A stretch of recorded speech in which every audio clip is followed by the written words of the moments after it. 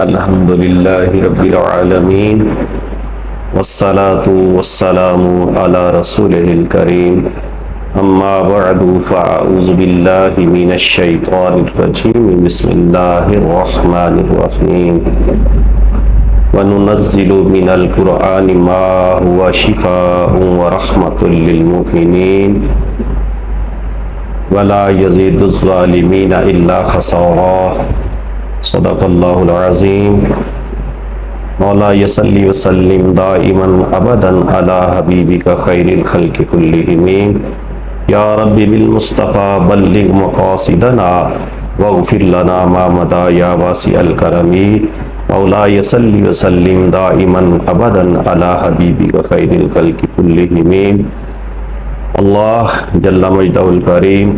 کی حمد و ثنا اور اس کے پیارے محبوب علیہ الصلوۃ والسلام کی بارگاہ میں ہدیہ درود و سلام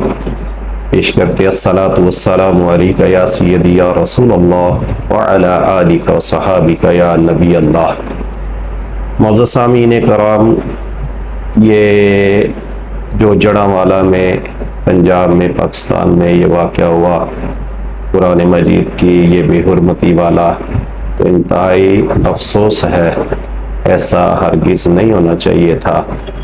اور یہ عجیب معاملہ ہے کہ یہ ایک کے بعد دوسرا، دوسرے کے بعد تیسرا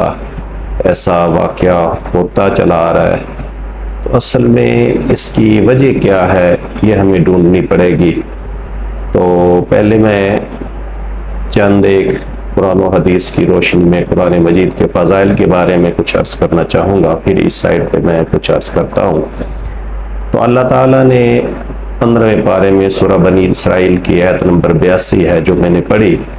کہ جس کا مفہوم یہ کہ اللہ تعالیٰ فرماتا ہم نے قرآن کو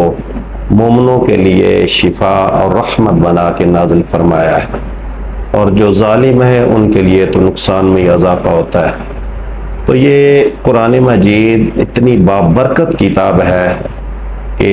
جس طرح نبی کریم صلی اللہ علیہ وآلہ وسلم آپ کا فرمان عالی شان حضرت عبداللہ بن مسعود رضی اللہ تعالی عنہما،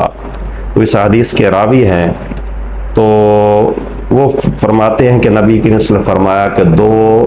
شفاؤں کو لازم پکڑو، ایک شہد اور دوسرا قرآن مجید۔ اسی طرح حضرت مولا علی کرم اللہ وجہہ الکریم بھی فرماتے ہیں، ان سے بھی ہے کہ آپ فرماتے ہیں یہ قرآن یہ دوا ہے، یہ شفا ہے، بیماریوں کے لیے یہ دوا بھی ہے اور شفا بھی ہے۔ تو ایسی چیز ہے جس سے ہمیں نفع پہنچنا ہے۔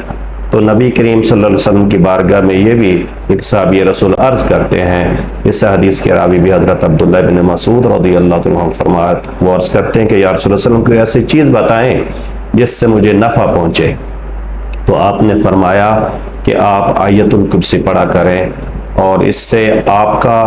اور آپ کی اولاد کا اور آپ کے گھر کا یہ فائدہ ہی فائدہ حفاظت ہوگی، بلکہ آپ کے گھر کے ارد گرد جو ہیں اس چیز ان کی بھی حفاظت ہوگی۔ اور یہ بڑی مشہور حدیث ہے، مشکوٰۃ شریف میں بھی آتی ہے۔ ابی ہریرہ رضی اللہ تعالی عنہ اس حدیث کے راوی ہیں، اپنے بارے ہی میں یہ واقعہ ایک وہ بتلاتے ہیں۔ واقعہ تو لمبا مفہوم عرض کیے دیتا ہوں کہ آپ کو نبی کریم صلی اللہ علیہ وسلم نے یہ صدقہ فطر کے مال جو تھا اس پہ محافظ مقرر کیا۔ تو آپ نے دیکھا کہ یہ ایک چور آیا ہے، اس نے اپنے یعنی چادر کو بچھایا، دونوں ہاتھوں سے مال جمع شروع کر دیا۔ تو پھر کیا ہوا، آپ نے جب دیکھا اس کو پکڑ لیا تو اس نے کیا کیا کہ اس نے رونا شروع کر دیا کہ میں چور نہیں ہوں، جس کا مفہوم یہ بنتا ہے کہ میں چور نہیں ہوں، میرے بال بچے ہیں، زیادہ ہیں، غربت ہے، فاقوں سے تنگ آ کے ایسا کیا ہے۔ تو آپ فرماتے ہیں مجھے اس پہ ترس آیا تو میں نے اس کو چھوڑ دیا، اور سوچا کہ صبح نبی کریم صلی اللہ علیہ وسلم کی بارگاہ میں حاضر ہو کے یہ واقعہ بتلاؤں گا۔ تو جب گئے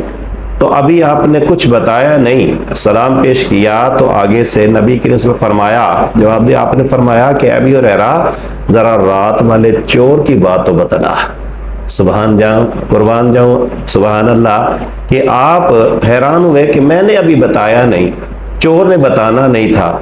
تو یہ ہے اللہ تعالیٰ نے آپ کو علم عطا فرمایا، اللہ کی عطا سے آپ جانتے ہیں۔ تو وہ سارا سنایا کہ یا رسول اللہ صلی اللہ علیہ وسلم میں نے پکڑ لیا، لیکن اس نے اپنے یہ جو تھی اس کی مجبوریاں ظاہر کی، مجھے اس پہ ترس آیا، چھوڑ دیا۔ اور سنیے گا، اپنا ایمان تازہ کیجئے گا، نبی کریم صلی اللہ علیہ وسلم فرماتے ہیں ابی ہریرہ وہ جھوٹا تھا، جھوٹ بول گیا ہے، ذرا دھیان سے رہنا، آج رات پھر آئے گا۔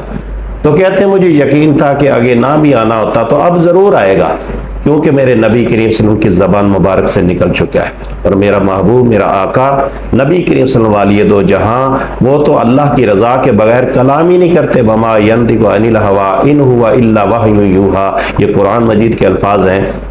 کہ اللہ کی رضا کے بغیر وہ بولتے ہی نہیں ہیں۔ کہتے مجھے یقین تھا آئے گا، آیا، پکڑ لیا، اس نے پھر ویسے کیا، پھر چھوڑ دیا۔ پھر تیسری رات آقا فرماتے ہیں کہ میں نے فرمایا، آقا فرماتے ہیں جھوٹا ہے، جھوٹ بول جاتا ہے، آج پھر آئے گا۔ کہتے ہیں وہ آیا، میں نے پکڑ لیا، میں نے کہا آج تجھے ویسے نہیں چھوڑنا، اور وہ کہنے لگا، چور کہتا ہے کہ میں آج تجھے ایک ایسا وظیفہ بتلاتا ہوں کہ جس کے عوض مجھے چھوڑ دے۔ تو آپ حیران ہوئے کہ ہے چور اور بتلاتا وظیفے پھر رہا ہے، اچھا بتا کیا ہے؟ تو وہ کہنے لگا کہ ابی ہریرہ آئندہ سے جب چارپائی پہ لیٹو سونے کے ارادے سے تو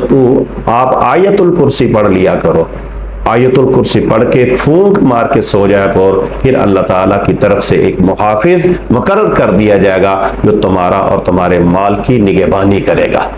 تو قربان جی کا یہ قرآن کی عظمت ہے، قرآن کی حفاظت ہے۔ اور یہ جس طرح دیکھیے گا، یہ حدیث بڑی مشہور ہے کہ حضرت عثمان غنی ذو النورین رضی اللہ تعالیٰ عنہ اس حدیث کے راوی ہیں، آپ فرماتے ہیں خیرکم من تعلم القرآن وعلمہ، کہ تم میں سے بہتر لوگ وہ ہیں جو قرآن پڑھتے ہیں اور قرآن پڑھاتے ہیں۔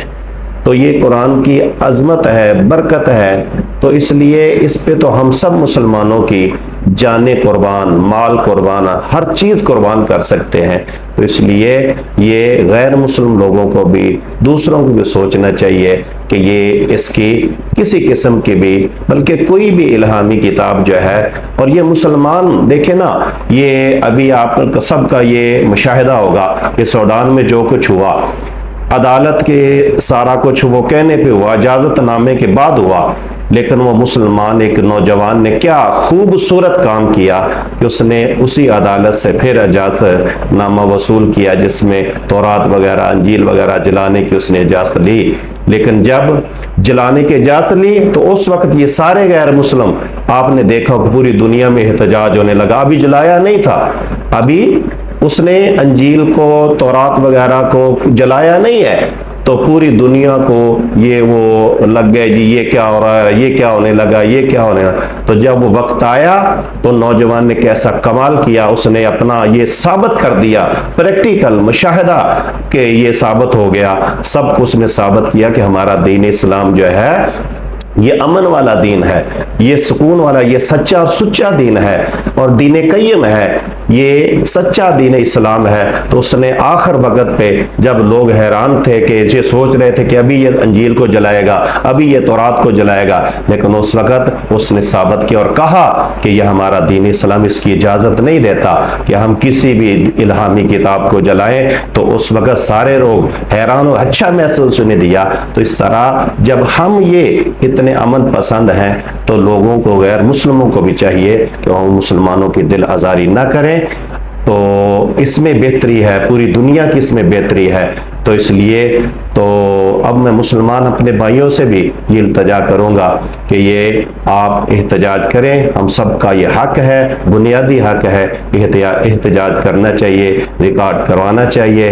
اور جو ہے وہ ملعون وغیرہ جو بھی توہین کرنے ان کو واقعی ہی قرار، واقعی سزا ملنی چاہیے۔ تو لیکن ہمیں کسی سرکاری املاک کو یا دوسرے کو نقصان نہیں پہنچانا چاہیے، کیونکہ یہ ملک ہمارا اپنا ہے۔ جس طرح دیکھیں کہ یہ ہم نے دیکھا، آپ نے بھی دیکھا ہوگا کہ یہ وہاں جڑاں والا کے علماء کرام نے، لبیک والوں نے یہ اداروں کے ساتھ، پولیس کے ساتھ، انتظامیہ کے ساتھ بڑا تعاون کیا ہے، تو اس لیے ہمیں اپنے ملک کا نقصان نہیں کرنا، یہی ہمارا دین اسلام ہمیں سبق دیتا ہے۔ اللہ تعالیٰ کی بارگاہ میں دعا ہے کہ جو بھی غلط قسم کے لوگ ہیں، جو انتشار پھیلانا چاہتے ہیں، جو لوگوں کو آپس میں لڑانا چاہتے ہیں، اللہ ان کو تباہ و برباد کرے، ہلاک کرے، اور یا پہلے ہم دعا کرتے ہیں کہ اللہ ان کو ہدایت دے اور وہ بھی دین اسلام اختیار کر لے۔ اور ایک میں آخر پہ یہ بھی میسج دینا چاہوں گا کہ ایک ہم انتقامی طور پہ یہ بھی کریں کہ ہم زیادہ قرآن سے محبت کریں، زیادہ اپنے دین سے محبت کریں، جس طرح حضرت علی کرم اللہ وجہ الکریم کا ایک فرمان علی شان اس کا مفہوم ہے۔ آپ فرماتے ہیں جب میرا جی چاہتا ہے کہ میں اللہ سے باتیں کروں تو پھر میں نماز پڑھتا ہوں، اور جب میرا جی چاہے کہ اللہ مجھ سے باتیں کرے تو پھر میں قرآن پڑھتا ہوں۔ تو اس لیے زیادہ سے زیادہ قرآن پڑھیں، اس پہ عمل کریں، تو ایک یہ بھی ان کے لیے ہمارا اچھا میسج جائے گا ان کے مقابل۔ جس طرح پیچھے سوڈان والا واقعہ ہوا تو لوگوں نے زیادہ سے زیادہ قرآن خوانی کی محافل کو سجایا، تو اس طرح اچھا میسج آپ کریں، زیادہ اپنا دین کے ساتھ پیار کریں۔ اللہ تعالی ہم سب کو سن سنا کے عمل کی توفیق عطا فرمائے، اور ہر قسم کے فتنوں سے، شر جن، شر انسان، شر حیوان، شر شیطان سے محفوظ فرمائے۔ وآخر دعوانا ان الحمد للہ رب العالمین۔